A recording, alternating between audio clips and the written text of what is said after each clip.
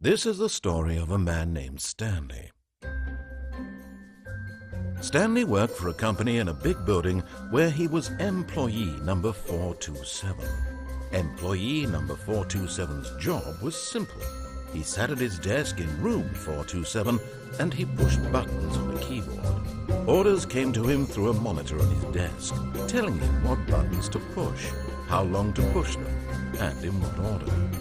This is what employee 427 did every day of every month of every year.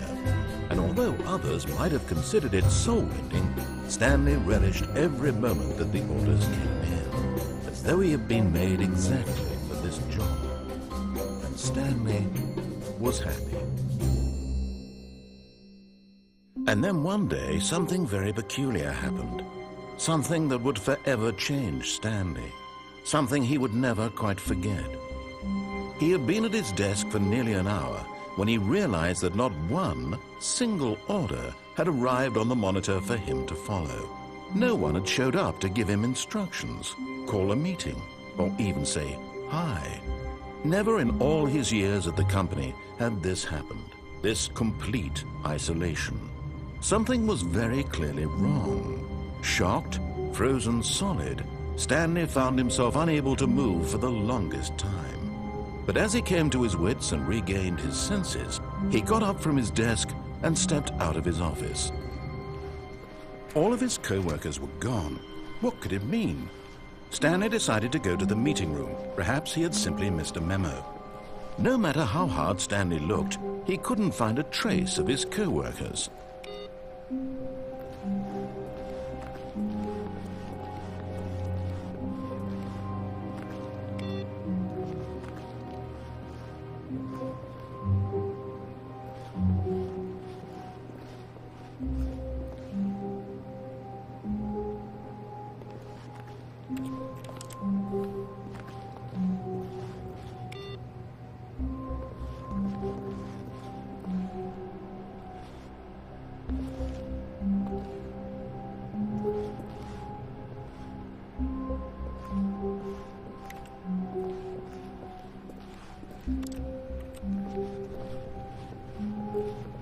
When Stanley came to a set of 2 open doors, he entered the door on his left.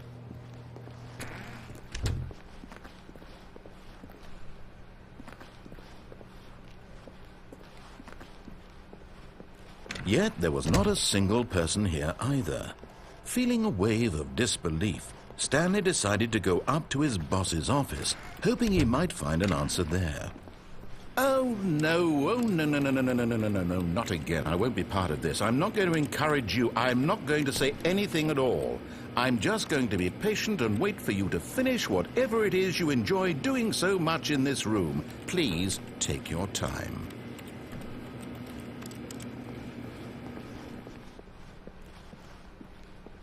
Coming to a staircase, Stanley walked upstairs to his boss's office.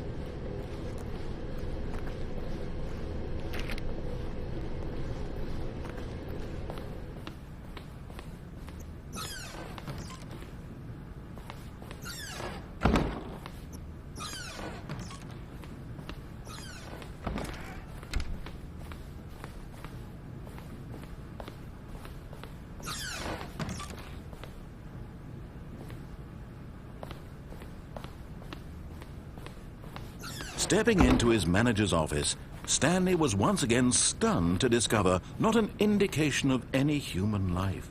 What could it mean? Stanley wondered aloud to nobody. He began wildly tearing through papers on the boss's desk, pulling books off the shelf, looking behind paintings, desperate for clues to his situation. But his attention was caught by a keypad behind the boss's desk. What could its purpose be? In fact, this keypad guarded the terrible secret that lay buried below his feet. And so the boss had assigned it an extra secret PIN number, 2845. But of course, Stanley couldn't possibly have known this.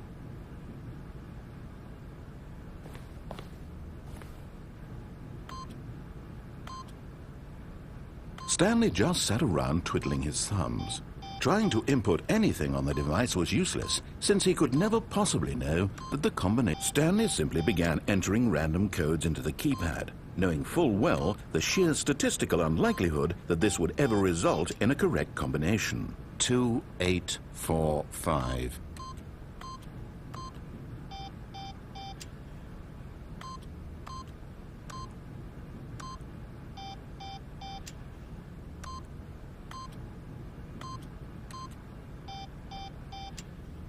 Forgot, but it turns out that the panel's emergency override kicked in, and the door just opened all by itself, and Stanley got the hell along with the story.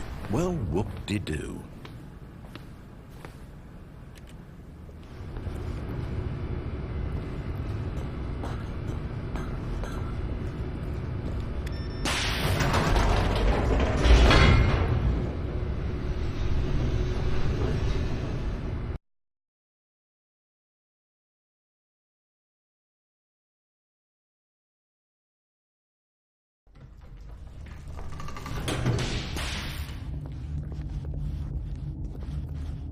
Stanley walked straight ahead through the large door that read Mind Control Facility.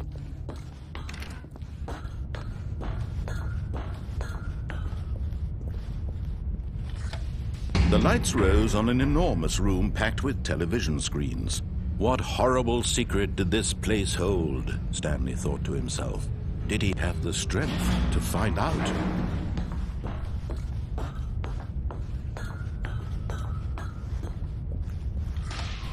Now the monitors jumped to life, their true nature revealed.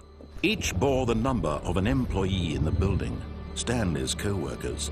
The lives of so many individuals reduced to images on a screen, and Stanley, one of them, eternally monitored in this place where freedom meant nothing.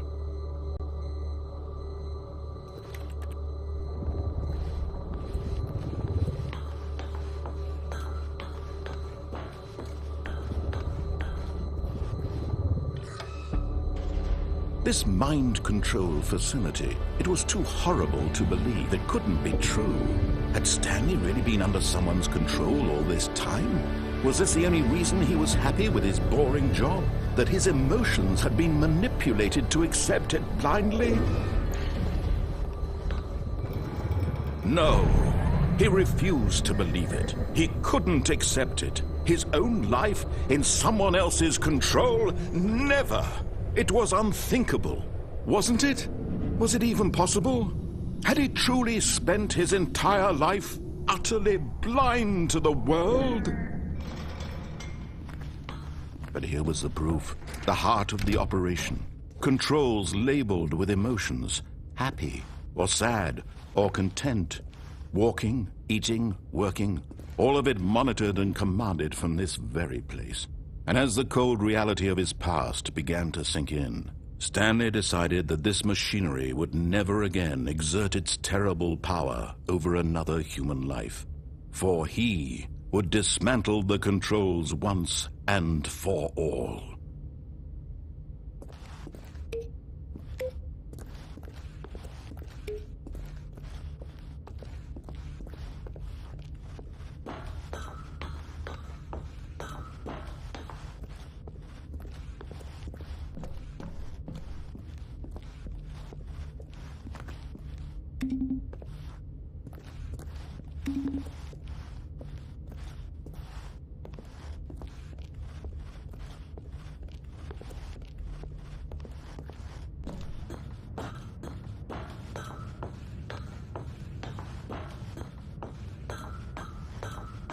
And when at last he found the source of the room's power, he knew it was his duty, his obligation, to put an end to this horrible place and to everything it stood for.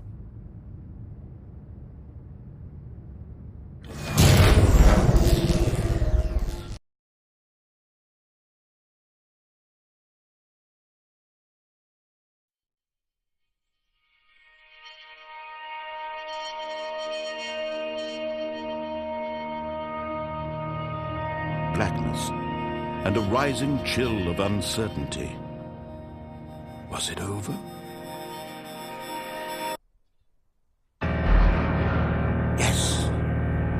had won. He had defeated the machine, unshackled himself from someone else's command. Freedom was mere moments away.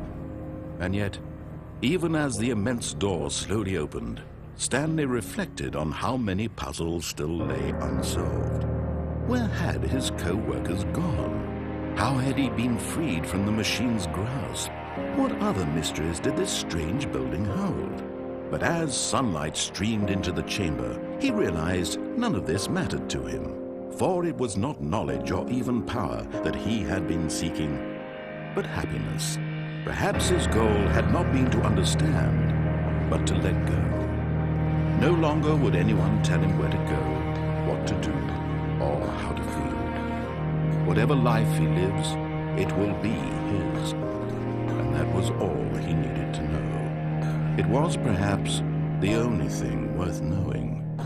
Stanley stepped through the open door.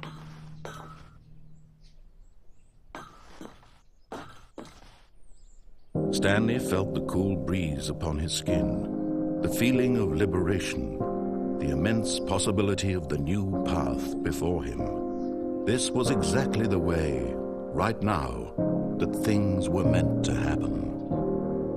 And Stanley was happy.